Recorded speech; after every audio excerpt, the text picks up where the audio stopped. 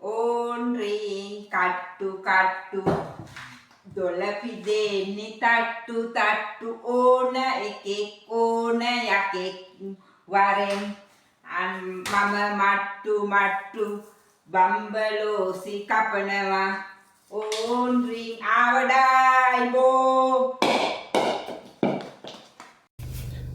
அஸ்ஸலாமு அலைக்கும் வரஹ்மத்துல்லாஹி வபரகாத்துஹு. அன்பார்ந்த அனைத்து உறவுகளுக்கும் இனிய மதிய வணக்கம். சோஷியல் மீடியா மனநோயாளிகளுக்கு எவ்வளவுதான் சொன்னாலும் புரியாது இல்லையா? எவ்வளவுதான் நம்ம படித்து சொன்னாலும் சோஷியல் மீடியா மனநோயாளிகளுக்கு புரிகிறதே இல்லை. இப்போ ரீசெண்டாக கூட நாம் ஒரு வீடியோ போட்டிருந்தோம், டான்ஸிங் வீடியோ. இது யோசிச்சு பாருங்கள், எல்லா வீடுகள்லையும் இந்த மாதிரியான சேட்டைகள் பிடிக்காது. சிலர் இந்த சூனியம், பிளாக் மேஜிக் இந்த மாதிரி விடயங்களை நம்புகிறவங்க நிறைய பேர் இருக்கிறாங்க. அந்த மாதிரி ஆட்களுக்கு பார்த்திங்கன்னா இந்த மாதிரியான விடயங்கள் பிடிக்காது. அப்போ அவங்க என்ன செய்வாங்கன்னா, இப்போ இதை இவங்க தேங்காவை கும்பிட்டு உடைக்கிறாங்க, சரியா? அப்படி ஆகும்போது என்ன ஆகும், யாராவது ஒருத்தர் இதை பார்த்து, இப்போ இந்த வீடியோ பாருங்கள், கடைசியில் அட்டாச் பண்ணுறேன். مسوين مخيم حفلة ماخذين راحتهم الناس، فيهم عوالي أنا شفت شغال وياهم، وقبلها محتفلين انهم متخرجين من المدرسة ومسوين استهتار رعونة ووصلوا مرحلة يعني لازم أحد يوقفهم من حدهم. يعني هذولي مرحلة خطرة يعني أشوفها صراحة. إذا وصلوا المرحلة هذه حول القوة مشكلة، لازم يشوفوا لهم حل. சோஷியல் மீடியாவில் பதிவிடுறது தான். இப்போ நீங்கள் என்ன வேணாலும் செய்யலாம். நம்ம செய்கிறத இப்போ என்ன பிரச்சனைன்னா, சிலர் தான் ஒரு தவறு செய்கிறோம், ஆனால் அந்த தவறை சோஷியல் மீடியாவில் போட்டு நான் இந்த தவறை செஞ்சிட்டேன் அப்படின்னு தானாகவே பப்ளிஷ் பண்ணி தானே தன் தலையில் மண்ணாளி போட்டுக்கிறாங்க பாருங்கள். அதுதான் இப்போ இருக்கிற பெரிய காமெடி. இப்போ உங்களுக்கு தெரியும், இந்த டான்ஸிங் வீடியோ ஒன்று இப்போ ரீசெண்டாக சோஷியல் மீடியாவில் பதிவாகின டான்ஸிங் வீடியோ. இவங்க அதே பாரில் இந்த மாதிரி ஃபன் பண்ணி நல்லா என்ஜாய் பண்ணி அவங்க பாட்டுக்கு அந்த இடத்துல அவங்க மட்டும் என்ஜாய் பண்ணிவிட்டு சும்மா சத்தம் இல்லாமல் விட்டுருந்தாங்கன்னா கூட இது எந்த பிரச்சனையும் வந்திருக்க போகிறதில்ல. அதை வீடியோ எடுத்து அதை சோஷியல் மீடியாவில் போட்டதால் கடைசியில் என்ன ஆகிடுச்சு, மிகப்பெரிய பிரச்சனைகளுக்கு ஆளானாங்க. கடைசியில் எத்தனை பேர் பிடிப்பட்டாங்க. இன்றைக்கி நாடு கடத்துகிற அளவுக்கு அவங்களுடைய நிலைமை போயிருக்குது. காரணம், சோஷியல் மீடியாவில் வீடியோ போட்டது. அவங்க சோஷியல் மீடியாவில் வீடியோ போடாமல் அதே டான்ஸிங், அதே என்ஜாய்மெண்ட், அவங்க சும்மா சாதாரணமாக அதே இடத்துல அவங்க ஃபன் பண்ணிவிட்டு அவங்க பாட்டில் போயிருந்தாங்கன்னா யாருக்கும் இது தெரிய போகிறது இல்லை. அதே மாதிரி தான் ஜிலீப் ஷோக்குள்ள இப்போ ரீசெண்டாக பார்த்தீங்க தானே, எல்லோரும் வெளிநாட்டவர்களுடைய பிள்ளைகள் குறிப்பாக எல்லோரும் வண்டிகளில், லக்ஸரி வண்டிகளில் ஏறி என்ஜாய் பண்ணினாங்க, ஸ்டன் பண்ணினாங்க. அது வீடியோவாக வைரலான பிறகு அந்த வண்டியை ஓட்டின அத்தனை பேருக்கும் டிபோர்ட் பண்ணுறதுக்கு, நாடு கடத்துறதுக்குரிய தீர்மானம் வந்துச்சு. இந்த மாதிரி தான் இப்போதைக்கு வரைக்கும் எத்தனையோ பணிப்பெண்களை காணும் என்ற செய்திகள் வந்துக்கிட்டு இருக்குது. இது எங்கே போய் முடிய போகுதுன்னு தெரியலை.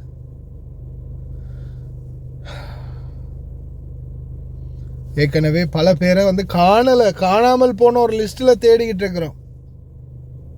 காணும், என்ன ஆனாங்கன்னு தெரியலை.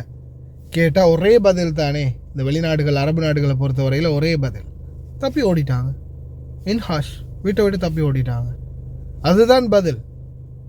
ஆனால் அவங்களுக்கு உண்மையிலே என்ன ஆகிச்சு, அடித்து உண்மைக்குமே கொண்டு புதைச்சிட்டாங்களா?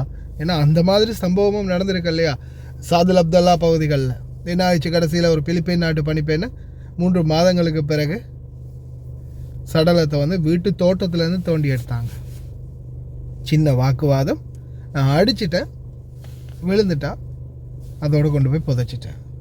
ஒரு வேளை என்ன சொல்கிறது, அந்த சுயநினைவு இல்லாமல் மயங்கி கிடந்திருக்கலாம். ஒரு வேளை அந்த டைமில் ஆம்புலன்ஸுக்கு கால் பண்ணி இல்லை ஹாஸ்பிட்டலுக்கு கூட்டு போயிருந்தாலோ உயிரை காப்பாற்றிருக்கலாம். கடைசியில் அந்த அவசர புத்தி என்ன ஆகிடுச்சு, அடிச்சிட்டோம், இறந்துட்டா இப்போ நம்ம கொலைகேஸில் ஜெயிலுக்கு போக வேண்டி வரும் அப்படின்னு பயத்தில் கொண்டு போய் புதைச்சிட்டாங்க. அதுக்கப்புறம் பனிப்பெண் தப்பி ஓட்டம். ஏன்னா அடுத்தது நம்ம ஆளுகளும் வந்து ஆரம்பத்தில் இருந்த இன்னைக்கு வரைக்கும் எந்த ஒரு ஏதாவது ஒரு பிரச்சனைன்னா லீகலாக மூவ் பண்ணுறதுக்கு விரும்புகிறது இல்லை. லீகலாக போய் ஏதாவது பிரச்சனைன்னா மூவ் பண்ணணும் அப்படின்றத நினைக்கிறது இல்லை. ஆவுன்னா தப்பி ஓடுறது, பாஞ்சு போகிறது, அப்படியே அந்த பழக்கம் பழகினதால் இன்னைக்கு வரைக்கும் அது ஒரு இல்யூஷனாக மாறிட்டு அது ஒரு கதை. இப்போ யார் என்ன செஞ்சாலும் சரி வீட்டை விட்டு ஒரு சிலர் வந்து உண்மைக்குமே தப்பி ஓடுறாங்க. ஒரு சிலருக்கு வந்து அநீதி இழைக்கப்பட்டும் ரூம்களில் அடைக்கப்பட்டும் பாத்ரூம்களில் அடைக்கப்பட்டும் அவங்கள பற்றி விசாரணை பண்ணினா, அவங்கள பற்றி யாராவது குடும்பங்கள் விசாரித்தா கேட்டால் தேடி போனால் அவங்க இல்லை, இங்கே அவங்க தப்பி ஓடிட்டாங்க. இதுதான் கடைசியில் அங்கேருந்து கிடைக்கிற பதில். கொஞ்சம் சிந்திச்சு செயல்பாடுங்க. நீங்கள் சிலர் வந்து செய்கிறது தவறு, ஆனால் அதை தவறு நான் தான் செஞ்சேன் அப்படின்றதுக்கு அத்தாட்சியே உங்களுடைய சோஷியல் மீடியாவில் இருக்குது. இந்த இவங்க வீடியோ போட்டிருக்கிறாங்க, இவங்களுடைய வீடியோ வந்து தப்பி தவறி கஃபீல் பார்த்து அதுக்கப்புறம் அவங்களுடைய ப்ரொஃபைலை போய் செக் பண்ணினா பேக் டு பேக் அவங்க செஞ்ச ஒவ்வொரு விடயங்களும் வந்து அவங்களும் பிடிப்பாங்க. இது என்னது அப்படின்னு ஒன்று காட்டி கேட்கும்போது தான் எதுக்கும் பம்பஸை உடுத்துக்கிட்டுறது நல்லம். ஏன்னா நீங்கள் செஞ்சது பேக் டு பேக் ஒன்றொன்னா தவறுகளை சுட்டி காட்டும்போது நின்ன இடத்துலேருந்தே போயிடும். அப்படித்தானே சிலர் செய்கிறீங்க. அவங்க நினைக்கிறது நம்ம சோஷியல் மீடியாவில் போடுற இது பர்சனல் மீடியா. டிக்டாக் இருக்கு இல்லையா, சோஷியல் மீடியாவில் பர்சனல் மீடியா. நம்ம செஞ்சு வீடியோ போடுறோம் இல்லையா, அது நம்ம மட்டும்தான் பார்க்க போகிறோம். நம்ம மட்டும்தான் பார்க்குறோம். உலகமெல்லாம் பார்க்காது, யாருமே பார்க்க போகிறதில்ல. நம்ம போட்ட வீடியோ நம்ம மட்டும்தான் பார்க்குறோம். அவங்களுடைய அந்த எண்ணம் அதுதான். அதனால தான் இந்த அளவுக்கு முட்டாள்தனமான செயல்பாடுகளை சோஷியல் மீடியாவில் பகிரங்கமாக செய்கிறது. கொஞ்சம் கூட சிந்திக்கிறது இல்லை. இப்படி செய்கிறோமே, இப்படி செய்கிறதால நம்மளுக்கு பிரச்சனை வருமே, நாளைக்கு இந்த வீடியோ நம்மளுடைய ஸ்பான்சர் பார்த்தா, நம்மளுடைய கஃபீல் பார்த்தா நம்மளை ஒண்டிலன்னு பண்ணிடுவாங்களே, இந்த நாட்டில் இந்த மாதிரி விடயங்கள் சட்டவிரோதமே, செய்யக்கூடாதே. சொல்லி வேலை மக்களே, சிந்தித்து செயல்பாடுங்க. இல்லைன்னா இந்த மாதிரி பிரச்சனைகளில் நீங்களும் ஒரு நாள் சிக்க வரும். சோஷியல் மீடியா பாவனையாளர்களுக்கு முக்கியமான எச்சரிக்கை. කට්ටු දොළ පිදෙන්නේ තට්ටු ඕන එකෙක් ඕන යකෙක් වරෙන් මම මට්ටු බම්බලෝසි කපනවා ඕන් රින් ආවඩායි බෝ. جانا قبل شوي تصوير مقيمين مسوين مخيم حفلة وماخذين راحتهم. الناس فيهم عوالي يعني اشوف جهال وياهم، وقبلها محتفلين انهم متخرجين من المدرسة ومسوين استهتار رعونة ووصلوا مرحلة يعني لازم احد يوقفهم عند حدهم. يعني هذولي مرحلة خطرة يعني اشوفها يعني صراحة. اذا وصلوا المرحلة هذه لا حول ولا قوة مشكلة، لازم يشوفون لهم حل.